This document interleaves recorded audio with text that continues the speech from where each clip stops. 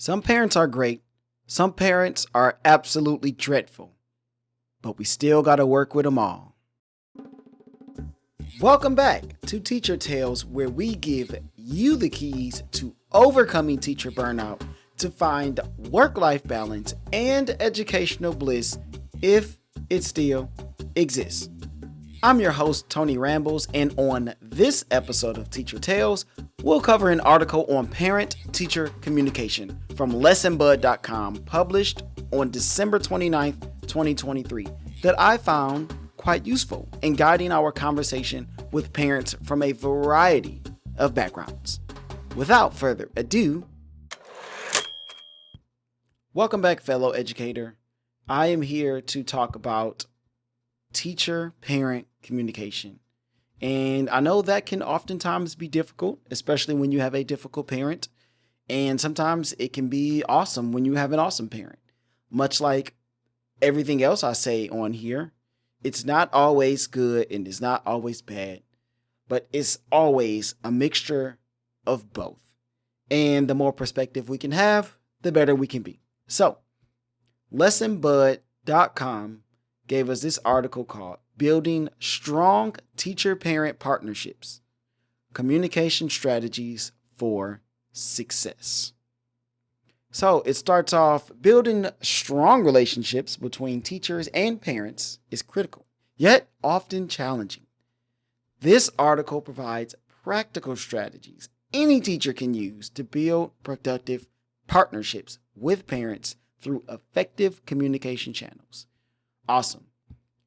The crucial role of teacher-parent communication in education is our first bold header. This is what they want to get across to us. First things first.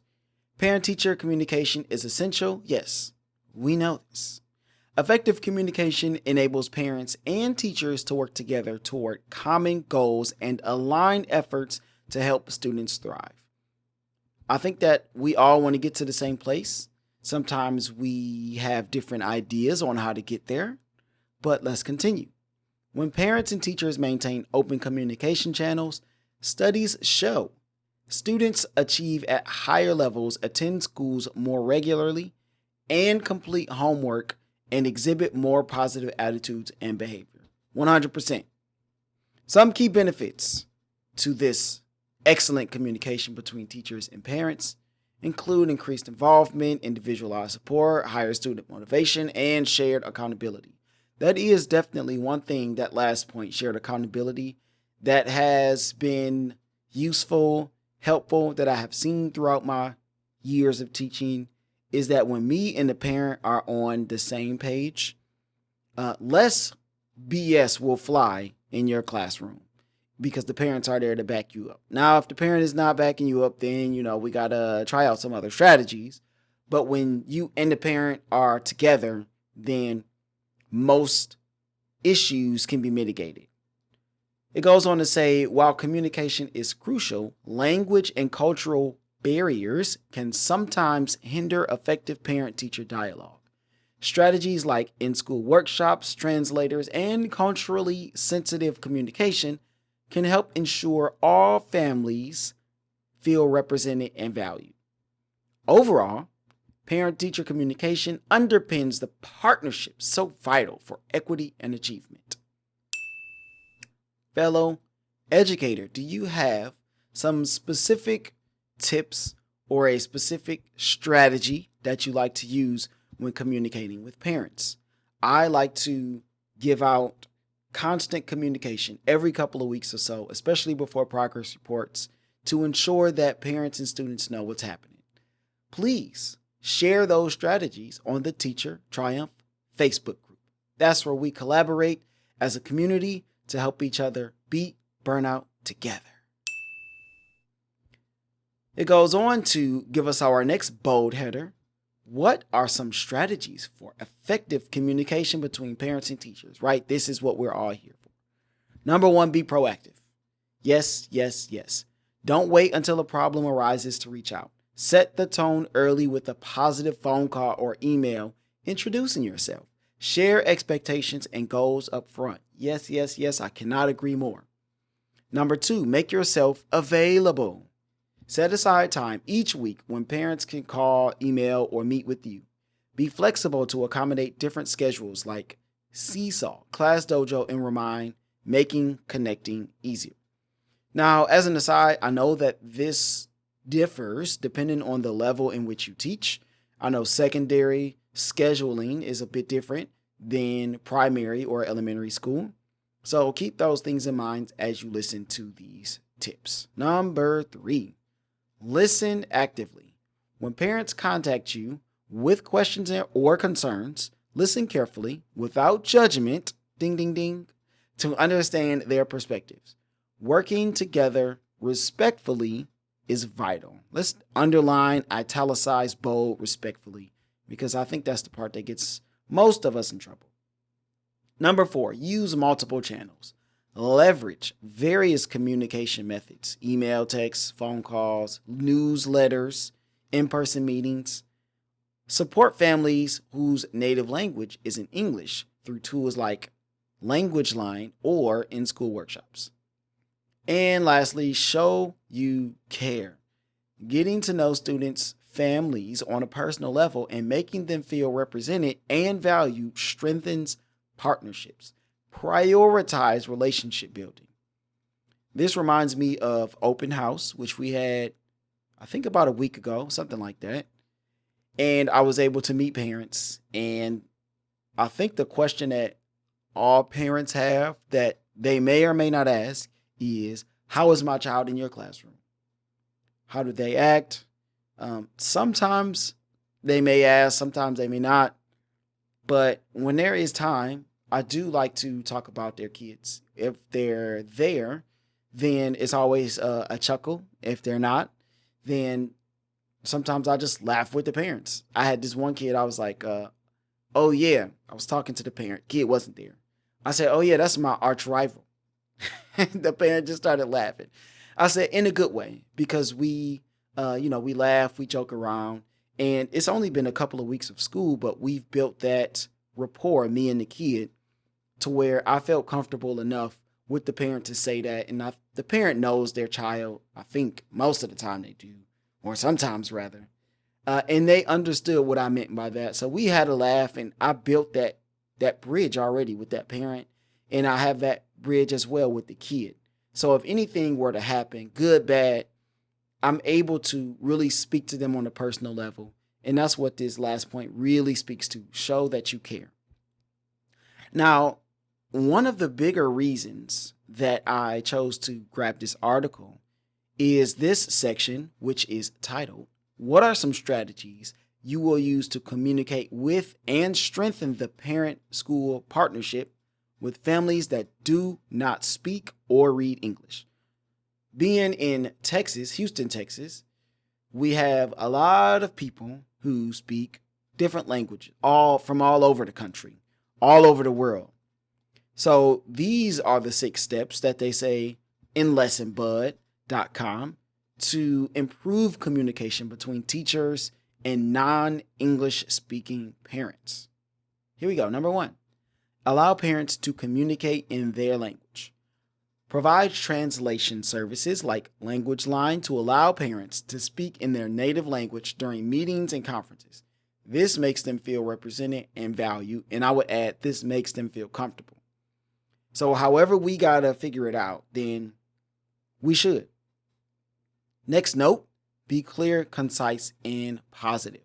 Use simple language and avoid educational jargon, i.e. all of the acronyms that we use in education. Parents don't know and don't care about that, especially ones who cannot speak English. When communicating with parents, you want to focus on the positive aspects and avoid educational jargon. Next, we have use visual cues. Include charts, graphs, pictures, videos.